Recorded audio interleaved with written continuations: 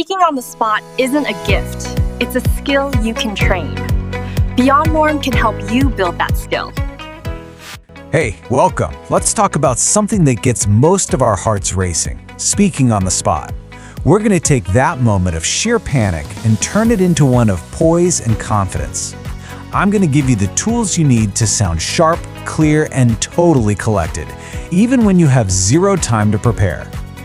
Oh, you know that feeling, right? Your name gets called, every single eye in the room snaps to you, and your brain just goes offline. It's a super common experience, but what if I told you there's a way to beat it? Every single time. All right, here's our game plan. We'll start with the basics, the foundations. Then we'll get into some quick win techniques for instant confidence. But the real magic, that happens in parts 3 and 4, where we're going to unpack some simple mental frameworks that will literally become your secret weapon for any impromptu moment. Okay, first things first. Why does this skill even matter so much?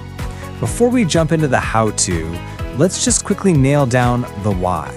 Because understanding the whole point of speaking is really the first step to getting great at it. Think about it. Pretty much every time you speak, you're trying to do one of these 3 things. Are you trying to inform your audience with some facts, inspire them with a great story, or maybe influence them to actually do something? Knowing your goal right from the start is half the battle.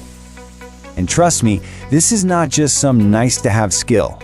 Being a confident speaker has a direct, massive impact on your career.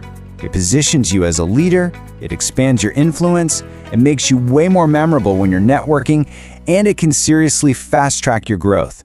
It's like a professional superpower.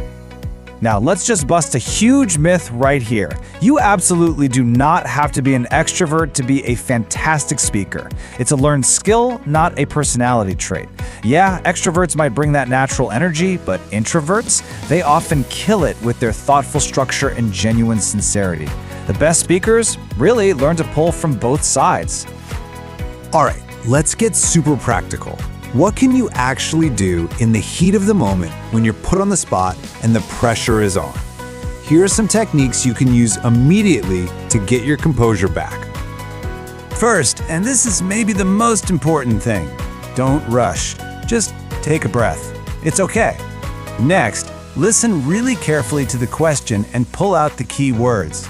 Then, try to hook your audience right from the start, maybe with a surprising little fact or a quick story. And finally, always end with a powerful statement, maybe by circling back to your opening idea. And keep these little delivery secrets in your back pocket. A simple smile can calm you down and connect you with the room. Pauses aren't awkward, they make you sound thoughtful. And please, just focus on landing one clear idea really well instead of trying to say a million things. Quality over quantity, always. Okay. Now we're getting to the real heart of this explainer. The absolute best way to handle any impromptu question is to have a mental blueprint, a framework ready to go. These things give your thoughts instant structure.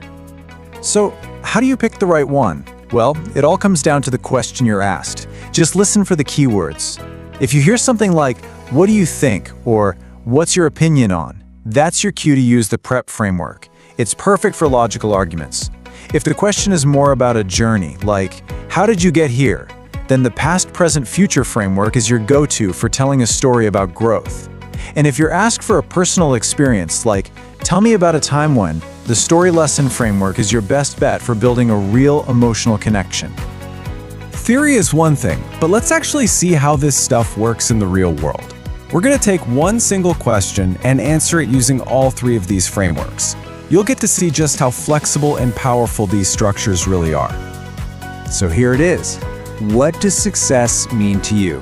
It's broad, it's personal, it's a classic impromptu question. Let's see how we can tackle this from 3 totally different angles, starting with the most logical one. First up, we've got PrEP. That's point, reason, example, point. This is your go-to for a clear, concise, and really well-defended argument. It's super direct and easy for your audience to follow along. Let's build out an answer. So you start by immediately making your point. No rambling, no hesitation.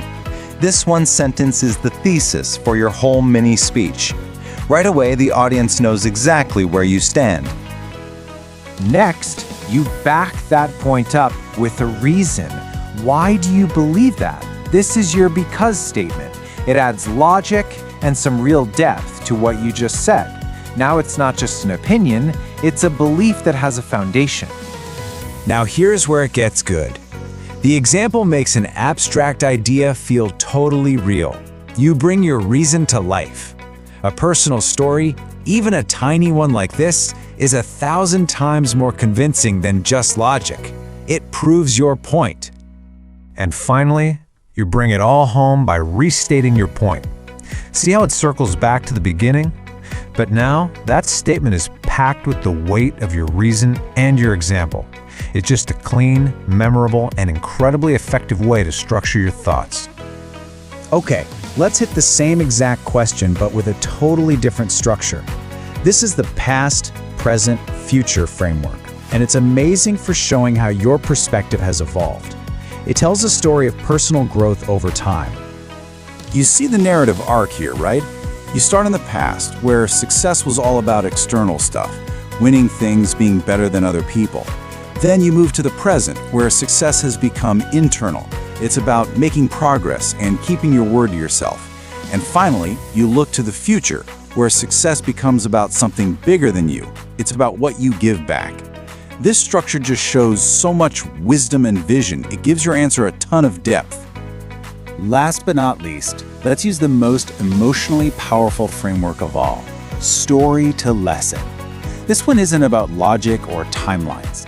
It's about connecting with your audience on a human level through one single, powerful little story. So with this one, you start right in a specific moment. Picture it. You just lost a big speech contest. You're feeling terrible. But then a judge pulls you aside and says, "You spoke with honesty. Keep that." And boom, that one moment changed everything. This short, vulnerable story immediately hooks the audience because you're not just telling them about success, you're showing them how you learned it through a real human experience. And from that story, you pull out the lesson. This is the big takeaway, the moral of your story. It's a conclusion that feels earned and really profound because it grew out of that experience you just shared. That's what makes your message stick. So look, here's the biggest takeaway from all of this. You already have everything you need to be a great impromptu speaker. The frameworks are simple, and your own life is a goldmine of reasons, examples, and stories. The next time you're put on the spot, don't think of it as a moment to panic. Think of it as an opportunity to share your view, to tell your story. So I'll leave you with this question. The next time you have the floor, what story will you choose to tell? Join Beyond Norm Output Training to improve your speaking and writing ability without leaving home.